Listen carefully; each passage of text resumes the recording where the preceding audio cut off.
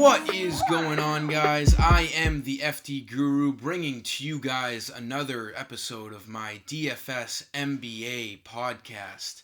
If you guys watched yesterday's video, it should have steered you in a pretty good spot to cash in. Every player I mentioned was a great value play.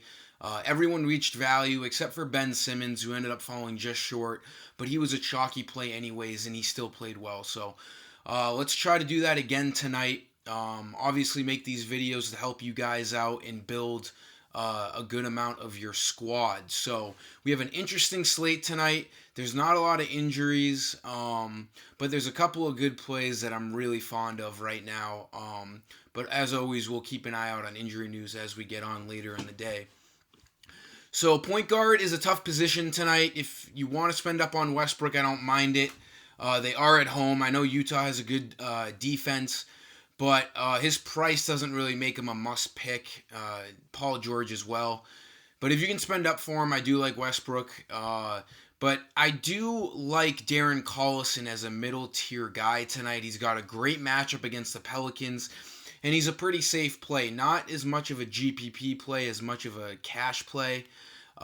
He's like a Chris Middleton. He's going to be, right around mid 6K in salary, and he's going to get you high 20s and low 30s in fantasy points, but he doesn't have a lot of upside. So just like Chris Middleton yesterday, Collison finds himself in a good spot against a defense that gives up a good amount of points in the Pelicans, and expect him to get right around 30 fantasy points tonight. He makes for a pretty safe cash game play. He's had a lot more weight on his shoulders since Oladipo went down with that gruesome injury that ended his season. So Collison, solid play at point guard. Shooting guard, we have DeRozan back in Toronto, his former city. This is his first time back since he's been traded, and his second time playing his former team. If we look at his game log, last time he played his former team, the only time he's played his former team so far, Toronto, on the 3rd of January, he dropped a triple-double, 57.3 fantasy points. I don't expect him to put up those kind of numbers again, but we know he has that potential. 7,900 is a really good price for him. I expect him to come out guns a-blazing in Toronto tonight. He's going to be playing with a huge edge. I think he's a solid lock at shooting guard tonight at 7,900. Small forward, on the other side of things, you got Kawhi Leonard in the same position as DeRozan, facing his former team. As we know, in the offseason, the trade involved these two guys, so they're in similar positions tonight, and I think 9,500 is a pretty safe play on Leonard. I expect him to get 45 fantasy points tonight. He's a really, really good play in my opinion. I think he's going to show up at home against his former team. If you're looking for a nice value, cheap small forward, I'm pretty fond of DeAndre Bembry. We have Huerter, the shooting guard, rookie for the Hawks. He's doubtful tonight, so expect Bembry to pick up some more minutes. And he's seen more minutes since Jeremy Lin got traded, or waived, whatever happened with him. But the Hawks currently don't have a backup point guard, and Bembry has been coming off the bench and doing some of those duties. And without Huerter, he might even find himself in the starting lineup tonight. So a nice little punt play there at small forward that you guys should take a look at.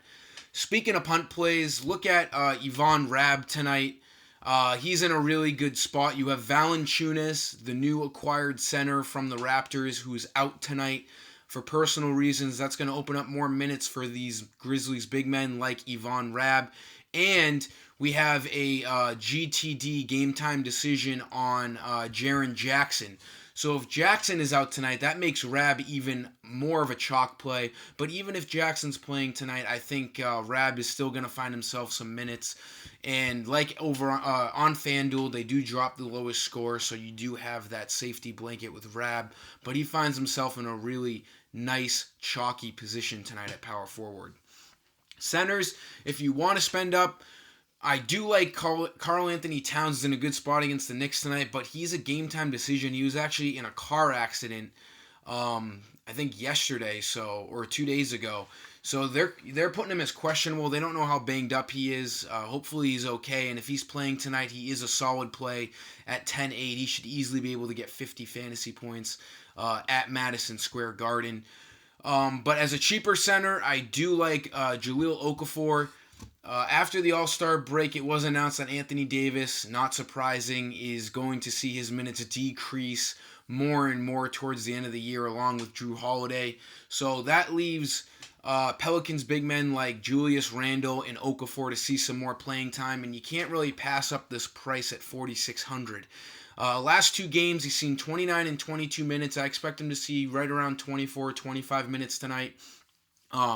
With Davis being eased down in his minutes, Okafor will soak up more minutes. He'll be that first big man off the bench, and I think he can easily get over 20 fantasy points. He needs around 23 points to reach value tonight, so I do like Okafor.